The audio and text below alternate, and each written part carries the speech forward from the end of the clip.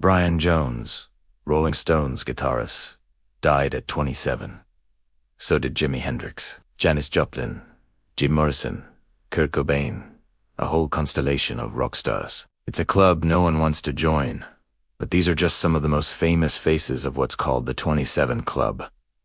And there may be a reason why so many talented young people are dying at this age. Hi, I'm your host, and you're watching this channel. So why do so many famous people die at the age of 27? In the early 1970s, people began to notice a strange pattern. A disproportionate number of famous musicians were dying at the age of 27.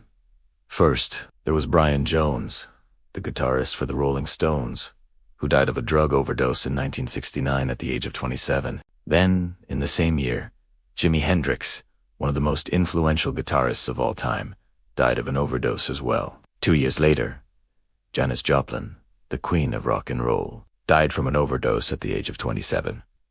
And then in 1971, Jim Morrison, the Lizard King of the Doors, died of a heart attack at the age of 27. All of them were talented musicians who died at the peak of their careers. All of them died in the same way, an overdose or a drug-induced death. And all of them were only 27 years old. At first, people just saw it as a bizarre coincidence. But as more musicians died at this age, the pattern became too much to ignore. Kurt Cobain, the unstridden frontman of Nirvana, died at 27. So did Amy Winehouse. And it's not just musicians. At 27, actors like Heath Ledger and Anton Yelchin also died, both from overdoses. There are so many names on this list that there's actually a Wikipedia page dedicated to it. It includes people from all walks of life who died at 27, from politicians to poets to painters. So why are so many talented people dying at the same age? One theory is that being born a creative genius means being born with some kind of emotional vulnerability. It could be that those who possess extraordinary creative ability lack emotional resilience, which makes them more susceptible to substance abuse and self-destructive behavior. That may explain why so many of the 27 Club deaths were caused by overdoses. Another theory is that when you become famous at a young age, you're thrust into a world where excess is the norm. Sex, drugs, and rock and roll really are part of the culture. But this may come at a price. Research has shown that people who start using drugs before the age of 21 are more likely to develop a substance use disorder than those who begin using after the age of 21. This could explain why so many of the 27 Club members were young when they died. They started using substances when they were teenagers, and it caught up with them when they were in their mid-20s.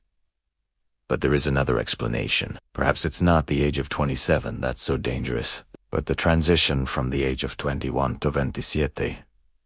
This is a critical period in the development of any musician. As a young artist, you spend your early 20s paying your dues, learning your craft and trying to make a name for yourself. You're competing against other young artists for gigs and for recognition. And if you're not careful, the pressure can be intense. By the time you reach your mid-20 segundos, you've probably developed some bad habits, whether it's drinking, smoking, or taking drugs. And if you've been through a decade of living on the edge, those habits could catch up with you. It is also worth noting that most of the 27 Club deaths occurred in the late 60s and early 70s.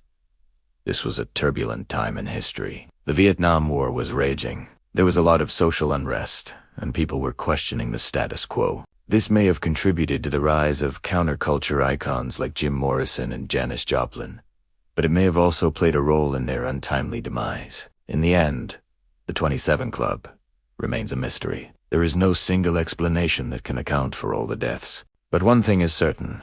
When you look at the list of names, it is clear that something special happened between the ages of 21 and 27. These were young people who dared to push the boundaries, both in their personal lives and in their art. And in doing so, they changed the world. What do you think? Is it just coincidence, or is there something more to the 27 Club? Let us know your thoughts in the comments. And don't forget to like and subscribe. Thanks for watching.